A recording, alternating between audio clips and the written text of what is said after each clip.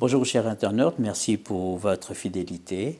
Nous sommes heureux de nous retrouver pour le développement du 5e module de notre thématique trimestrielle, évangélisation et témoignage.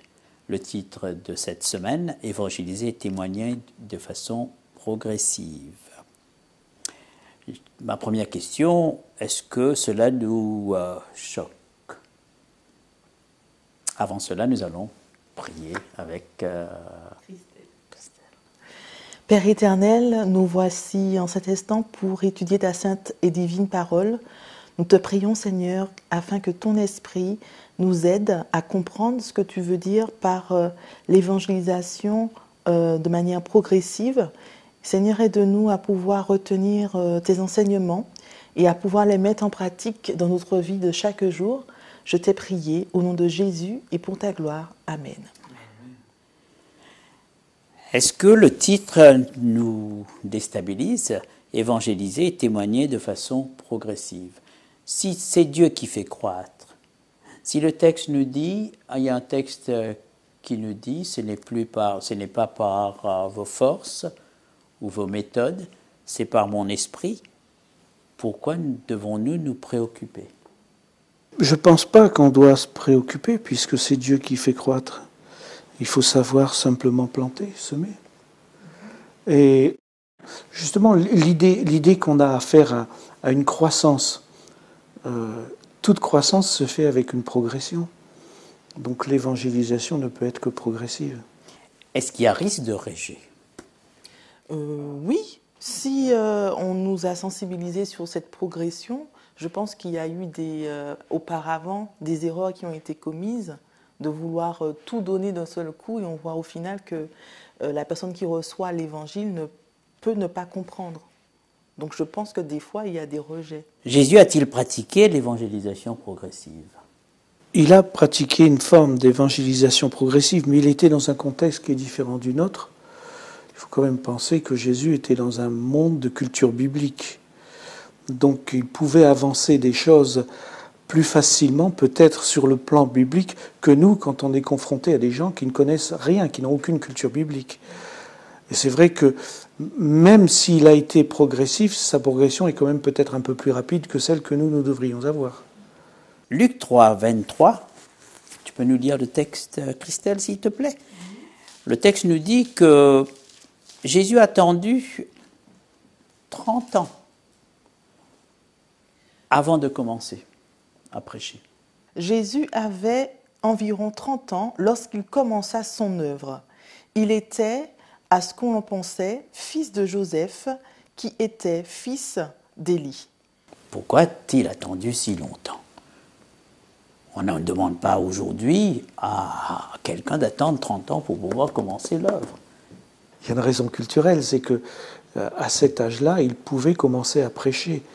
Entrer dans la vie publique. Entrer dans la vie publique. Donc, il a respecté une culture. La culture dans laquelle il vivait, tout à fait. Devons-nous respecter la culture lorsque nous présentons l'Évangile à quelqu'un aujourd'hui pour qu'il n'y ait pas rejet? Oui. Il nous faut accepter que l'autre qui est en face de nous a une autre façon de fonctionner, de voir les choses. Déjà, il faut comprendre ce que l'autre comprend, se mettre à sa place, savoir ce qu'il vit, pour pouvoir vraiment adapter le discours biblique à cette personne. Dans notre monde, en France, on a plusieurs religions autour de nous. Et on ne pourrait pas aborder quelqu'un qui connaît déjà la Bible de la même manière qu'une autre personne qui ne connaît pas la Bible, qui connaît par exemple le Coran. Ce sera deux façons d'adapter le message de la Bible. Jésus a passé 3 Pâques avec ses disciples. En somme, le jour où il a commencé par choisir, l'Évangile nous dit qu'il y a plusieurs Pâques. Pourquoi c'est à la 3e Pâques où il déclare « Ceci est mon corps, ceci est mon sang ». Est-ce qu'il n'a pas respecté cette façon progressive de... Au début, il dit « Je vous ferai pécheurs d'hommes, je vous envoie, ainsi de suite ». mais il a attendu la dernière pour parler de ceci est mon corps, ceci est mon sang.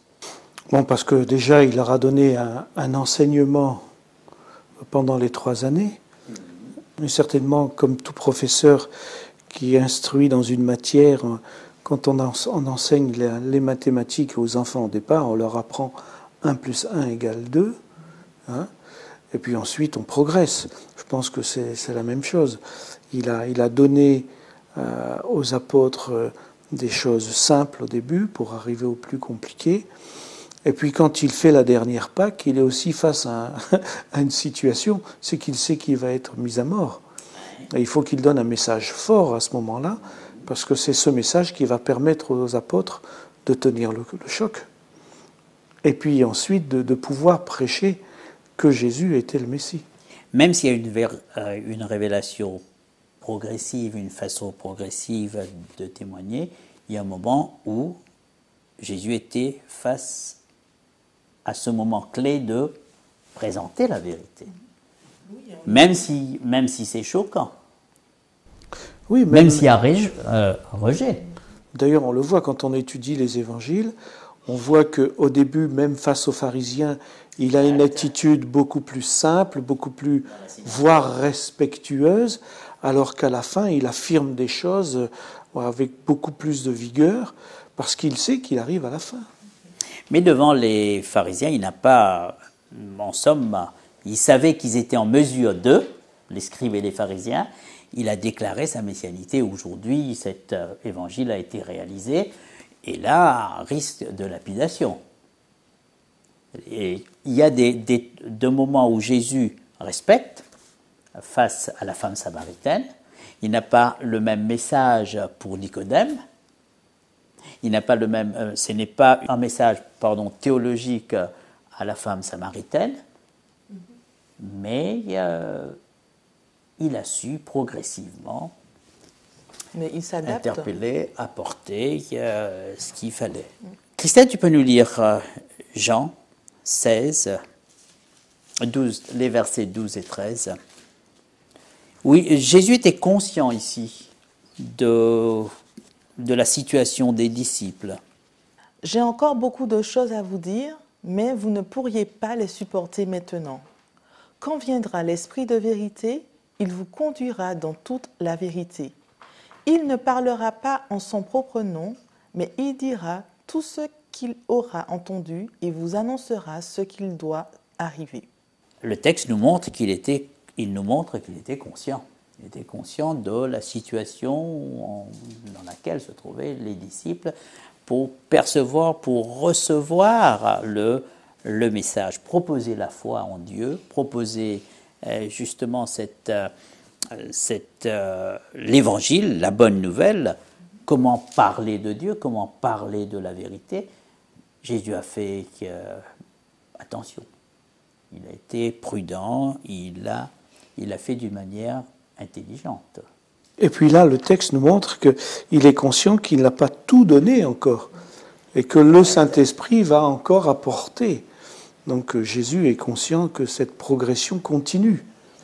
Nous, dans notre témoignage de chaque jour, est-ce que nous avons des précautions à prendre face à nos collègues, face à nos voisins, ou est-ce que nous pouvons dire, voilà, c'est la vérité, vous avez entendu l'expression, il ne faut pas cacher son drapeau. Mais je pense que cette attitude, à mon avis, bloque la personne qui est en face de nous. Si on peut dire que Jésus, par exemple, est le Fils de Dieu, qu'il a donné sa vie, mais par exemple, entrer dans un évangile trop complexe avec tous les thèmes, on ne peut pas aborder tout cela avec quelqu'un. Et je pense que ça dépend du besoin de la personne en face de nous. Si cette personne n'a pas un besoin de comprendre véritablement toute la parole, on peut aborder un sujet qui l'interpelle tout simplement. Si elle veut savoir les origines de l'homme, on peut partir de la Genèse, mais ne pas prendre la Genèse et après vouloir tout donner à cette personne. Il faut vraiment être prudent, sinon l'autre en face de nous peut être perdu dans toutes ces explications. Est-ce qu'il y a le risque de gavage ? Il y a tellement d'informations dans la Bible que quand on enseigne la Bible à quelqu'un, il faut y aller par étapes. On ne peut pas tout donner d'un coup, comme disait Christelle, parce que la personne qui est en face de nous n'a pas l'arrière-plan que nous avons. Si nous sommes étudiants depuis des années, étudiants de la Bible depuis des années, on a, comme on dit, un background qui est important, alors que celui qui découvre la Bible, il y a des subtilités, il faut comprendre le sens des mots, c'est un vocabulaire qui n'est plus le même maintenant, c'est pour ça qu'on a des Bibles en français courant, parce qu'on est obligé d'adapter le vocabulaire, hein, et donc on ne comprend pas. C'est comme celui qui fait des études de français, et on commence par des textes simples pour arriver finalement par des textes de philosophie importantes, etc. Il y a des raisonnements. En plus, c'est une culture qui n'est pas la nôtre, la Bible. C'est une culture moyen-orientale, hein, d'il y a plusieurs millénaires, au moins 2000 ans pour les textes les plus proches. Hein, donc tout a changé, la situation, la société, tout ça. Et donc il faut s'immerger dans quelque chose qui est tout à fait différent. Donc on ne peut pas donner d'un seul coup, c'est impossible. Personne ne peut incurgiter d'un seul coup. Et oui. Le verset nous montre qu'il y a le facteur du Saint-Esprit. L'élément le plus important, c'est l'Esprit de Dieu. On peut parler à quelqu'un, mais c'est l'Esprit de Dieu qui va permettre à cette personne d'être interpellée, qui va lui permettre de réfléchir, de se poser encore d'autres questions. Donc on a une part à faire, mais c'est l'Esprit de Dieu qui va faire le plus gros du travail. Paul qui disait « Soyez mes imitateurs comme je le suis du Christ », nous voyons que Paul a imité Christ, même dans la façon progressive de présenter l'Évangile. Il dira dans 1 Corinthiens 3, le verset 2, « Je vous ai nourri de lait et non d'un aliment solide, car vous n'étiez pas capable de le supporter, et même présentement, vous ne le pouvez pas, parce que vous êtes encore charnel. » Il était conscient. Il est conscient qu'il y a une progression. Avec les Athéniens, même si ça n'a pas été tout à fait le résultat qu'il aurait voulu, il a commencé en parlant de la culture athénienne, hein, quand il parle aux Athéniens. Et donc, Paul est conscient qu'il faut se mettre au niveau des gens. Il évangélisait d'une manière intelligente, Paul ? Je pense, oui. C'est un modèle à prendre, hein, parce qu'il connaissait son sujet, il était vraiment, il avait rencontré Jésus, vraiment, et je trouve qu'il a cette capacité de s'adapter dans le milieu dans lequel il était. La métaphore de la nourriture solide est le lait. Qu'avons-nous à dire sur est-ce que nous pouvons, faire la différence quand il faut servir le lait, quand il faut servir la nourriture solide, à qui et quand?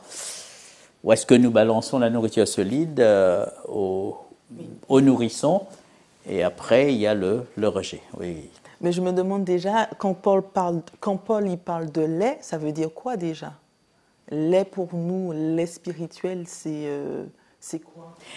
Paul n'utilise pas la même... B.A.B.A. on dirait maintenant. Oui, le lait spirituel. Donc c'est quoi Alors que Pierre emploie un texte dans 1 Pierre 2, le verset 2, où Pierre dit, tu peux lire le texte pour voir qu'il y a deux utilisations, deux métaphores, mais pas pour donner la même leçon, la même demande.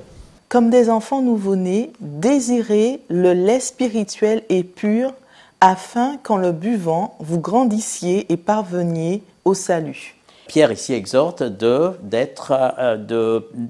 se nourrir de lait pour pouvoir croître, élément de croissance. La parole de Dieu pour apporter l'élément de croissance. Mais maintenant, on ne se nourrit pas de cette parole, à ce moment-là, on ne peut pas passer à la nourriture solide. Oui, et puis, bon, là, il dit comme des enfants nouveau-nés, c'est-à-dire des gens qui viennent, un bébé qui vient de naître, on ne va pas lui donner la nourriture qu'un adulte mange. il consomme d'abord le lait. Il faut qu'il se forme les dents, etc., pour pouvoir ensuite mâcher. C'est un peu le même principe, c'est une image, mais c'est pour nous montrer le même principe. Même simplement de dire à quelqu'un « Jésus t'aime, il t'a sauvé », pour quelqu'un qui ne connaît pas, ça ne veut rien dire. Ça ne veut rien dire. Il m'a sauvé de quoi ? Les gens ne se rendent même pas compte qu'ils sont pécheurs. Donc il faut déjà leur faire prendre conscience qu'il y a un péché, qu'ils sont pécheurs, avant de pouvoir leur dire « Jésus t'a sauvé ». Et dans l'attitude aussi de Jésus, on revient à Jésus qui est l'exemple suprême, il répondait aussi aux besoins des gens, aux besoins physiques, aux besoins... Exact, au questionnement. Au questionnement, ouais. tout simplement. Et ensuite, ça suscite encore plus chez la personne qui est en face de Jésus. Donc pour nous chrétiens, on devrait aussi s'intéresser à ce que les gens veulent vraiment. S'ils ont des interrogations, par exemple, dans leur vie de famille, mais on a des éléments dans la parole de Dieu qui peuvent aussi les aider. Et après, ils vont peut-être nous demander d'autres choses. Mais au départ, s'intéresser vraiment à ce qui préoccupe la personne et ensuite la diriger. On fait grandir la personne dans la connaissance. Il y a des choses qu'il faut connaître à un certain moment avant de commencer un autre sujet. Si on n'a pas enseigné certaines choses, expliqué certaines choses, la personne ne pourra pas comprendre. Par exemple, la notion de sacrifice. Jésus est l'agneau de Dieu. Qu'est-ce que ça veut dire, Jésus est l'agneau de Dieu ? Si on n'a pas compris que dans le système israélite, il y avait l'agneau qu'on sacrifiait à la Pâque. Mais ça, il faut le voir avant, pour expliquer pourquoi Jésus est l'agneau à la Pâque. Donc il y a une progression, il y a des choses qu'on explique, c'est clair. Maintenant, c'est vrai qu'au départ, il faut être simple, mais comme c'est une progression, il faut arriver à des choses solides.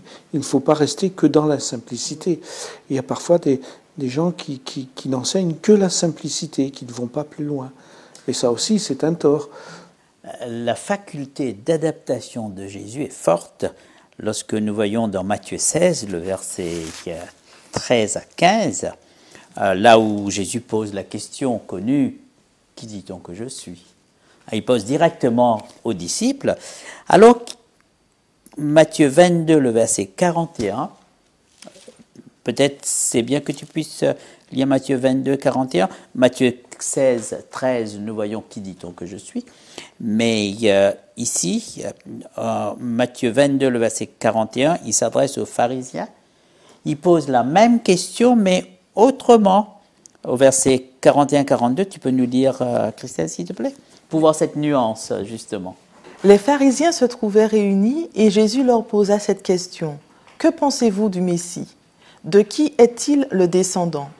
« Il est le descendant de David, lui répondit-il. » C'est pour montrer il ne pose pas la même question aux disciples. Il dit, hein, mais vous, qui dites-vous que je suis, hein? Qui disent les hommes que je suis, moi le fils de l'homme. Il se présente comme le fils de l'homme. Et ici, hein, il dit, que vous semble-t-il de Christ, de qui est-il fils ? Cette nuance, Jésus pouvait poser la même question aux deux. Il savait vraiment, il adaptait cette nuance. Oui. Quand il parle aux pharisiens et qu'il dit que pensez-vous du Christ, c'est-à-dire qui est le Messie, de qui est-il le Père, hein, le Christ c'est le mot grec pour dire Messie en hébreu, hein, donc de qui vient le Messie? Il s'adresse à des Juifs. S'il avait dit à ces pharisiens que pensez-vous de moi, ils ne l'auraient pas vu sous l'angle du Messie. Parce que pour eux, il n'était pas le Messie. C'était un homme, un prêcheur, mais de qui on se méfiait. Alors qu'en leur posant la question, en leur disant de qui le Messie est-il le descendant, là ils vont répondre dans leur connaissance biblique et de dire son ancêtre c'est David. Par contre, quand il s'adresse aux apôtres, les apôtres sont convaincus qu'il est le Messie. Ils n'ont pas encore compris toute sa mission, mais ils sont convaincus qu'il est le Messie. il a su évaluer, en somme, le degré de compréhension, de croissance spirituelle, ainsi de suite. Situer chacun, peut-être nous, c'est là où nous devons apprendre à situer nos interlocuteurs, nos chercheurs, comme on dit. On ne peut pas poser les mêmes questions et dire les mêmes choses à des gens qui sont à des degrés différents. Est-ce que tu peux lire Luc 9, le verset 11, s'il te plaît, et à Christelle? Alors, mais les gens l'apprirent et le suivirent. Jésus les accueillit, leur parla du royaume de Dieu et guérit ceux qui en avaient besoin. Cet aspect de connaître les besoins, définir les besoins. Est-ce que nous, maintenant, quelle nuance nous pouvons faire lorsque nous parlons des besoins ressentis entre le ministère social, le christianisme social, et puis l'évangélisation? Est-ce que nous nourrissons pour vendre notre marchandise, après, si je peux m'exprimer ainsi, placer notre pion, notre intention, arriver au but, et comment arriver à vraiment ne pas être calculateur, nourrir pour pouvoir ouvrir la Bible après? C'est pas ce que Jésus fait quand il est dit qu'il guérissait ceux qui avaient besoin de guérison. C'est-à-dire qu'il a répondu à un besoin. Peut-être que ça lui a facilité ensuite la prédication, mais son souci, c'était de répondre aux besoins des gens, dans un premier temps. Jésus ne se contentait pas de prêcher, il savait aussi répondre aux attentes. Les gens avaient des soucis, comme on en a encore de nos jours. Ils avaient des soucis de santé, ils avaient des soucis de tout ordre. Et Jésus essayait d'apporter, même dans sa prédication, il est très concret. Quand on voit le sermon sur la montagne, où il donne des aspects très concrets de la vie chrétienne, il répond à des besoins. Les gens se posent des questions sur ceci, sur cela, et il vient y répondre. Il répond à des besoins concrets. Il apporte à manger à certains moments.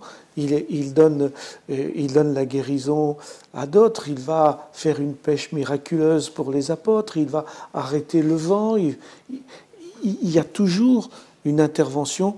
L'intervention de Jésus n'est pas calculée dans le sens où nous le concevons. Il fait ça pour avoir des adeptes. C'est calculé dans le sens qu'il répond à l'attente des gens, parce qu'il les aime, parce qu'il a le souci des êtres humains. Et je crois que c'est ce qui doit caractériser le chrétien. D'avoir le souci de l'être humain, c'est une des premières choses. Ensuite, bien sûr, puisque nous sommes chrétiens, nous apportons notre foi, notre témoignage. Mais, comme pour Jésus, il n'y a que ceux qui acceptent qui suivront. Tous ceux qui l'a guéri ne sont pas devenus chrétiens. D'ailleurs, il disait clairement, vous me cherchez pour du pain et du poisson. Il le disait, il en était conscient. Il était conscient. Et quand il va être très profond dans l'enseignement de la parole, par exemple dans Jean 6, il y en a qui vont dire c'est trop dur, on s'en va.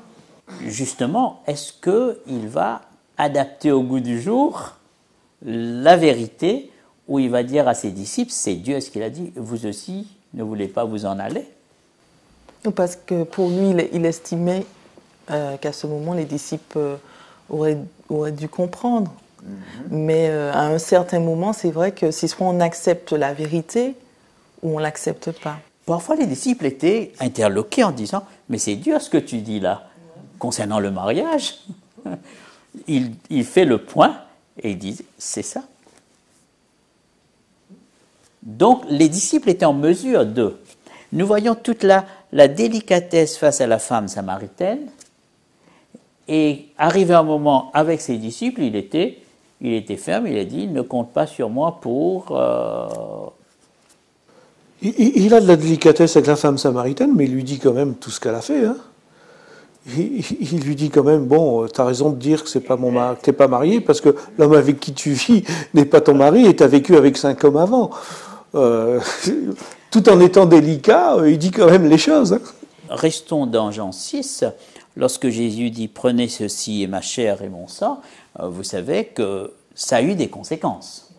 Ça a eu des conséquences à tel point dans le livre des Actes et des Apôtres, où les disciples, où Luc va signaler, nous étions dans une chambre et là il y avait beaucoup de lumière. Pourquoi cette petite mise au point?